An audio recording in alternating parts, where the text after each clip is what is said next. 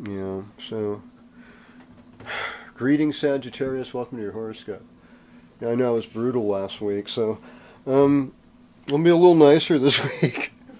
I mean, here's the good news in a way is that you're in this kind of like your performance art, your talent at work. Where do you thrive? What makes you feel good and better? How do you feel like you can improve or make things work even in a better way for yourself? I mean, that'll be just like with the moon going by. And there's sort of this, it's a transformation thing. It's not like this place where you expect to have personal power. It's kind of like you have to listen to the boss. And I'm like, gosh darn it.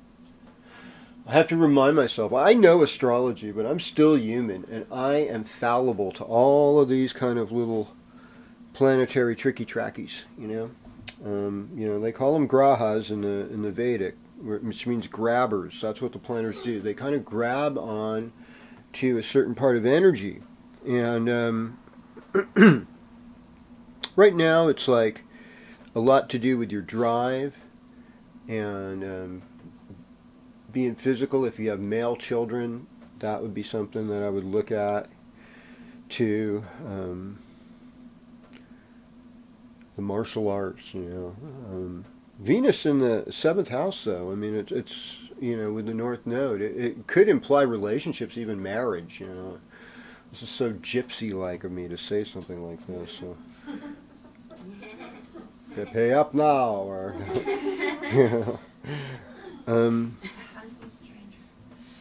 well, greetings, Capricorn, and welcome to your horoscope. Okay, so Pluto gives insights. Pluto gives insights. Jupiter brings good fortune. These are both in your first house. Cancer is your opposite sign. That's your partnership sign. That's your marriage sign. But it doesn't happen that way very often. It's a lot harder for winter and summer signs to get together than it is for spring and fall. So like Libra, Scorpio, Sagittarius, they can easily end up with Aries, Taurus, or Gemini. But it's a lot harder, for Cancer or Leo to go to their opposite because they're Saturn ruled, So, they're almost better off playing it from the fifth house, which would be Taurus. But at the same time, it's there. There are some rare Capricorn and Cancers I've seen pull it off somehow. They pull off the marriage thing. And I mean, you might not be married, and this might not even apply to you, but it's like relationships, contracts, getting the job. And the other thing is, it's about, wearing something nice to work. It's like one thing you can always do is like when you do something to show your own self-dignity. That's like, it really helps. And I mean, something like a lot of Capricorns can be real trend followers too. A lot of them, they can be very, very hip. Think about like Jimmy Page or Elvis. They were Martin Luther King Jr. He was definitely hip. He was like beyond hip. The king. And I definitely like to think of like his presence. It was always like calling for resolution, and advocating peace and unity and people getting together, and you just can't help but love the king for that, And in a time where we're struggling as a people to find common ground, it's like our humanness it's still there, There will be people with horrible symbols at times doing great things, of compassion for others. It's just that, we get triggered, and because of a horrible, ugly history. And we still have to see each other's humanness in spite of all of that, But we got to be ready, whether we're going to run or fight.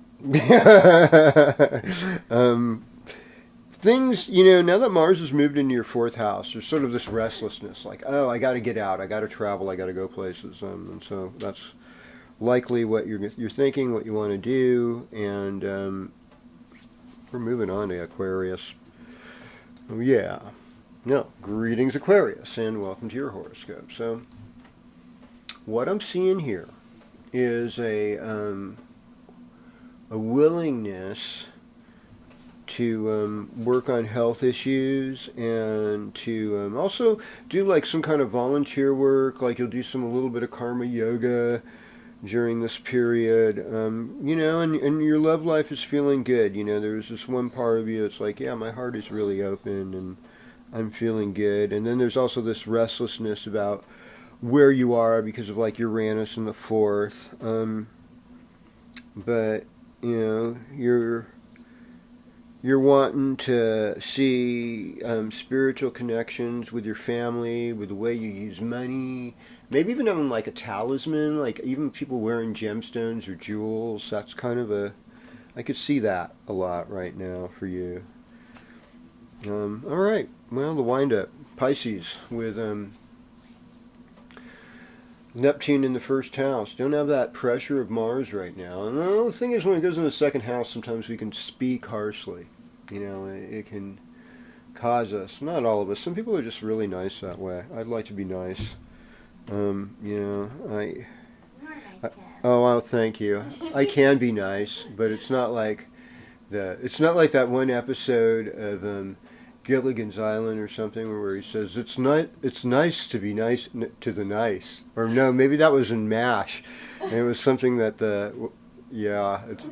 it's really corny and it's sickeningly sweet. So anyhow, Pisces, you have to watch that kind of thing. And Uranus in the third house, having an unconventional relationship with siblings. Venus in the fourth, finding like that heart space in yourself with your family, the people you love, your house, your living environment. This is a time, if you have children, to really enjoy them and be a presence, whether you're just an aunt or an uncle, or you got grandkids or kids, get into that space with them right now. And it's going to be good. It's going to be a great week. I can't wait to be with you again next weekend when we do this. Blessings to you all. Cosmic Kev, the Cosmic Forecast. I'm out.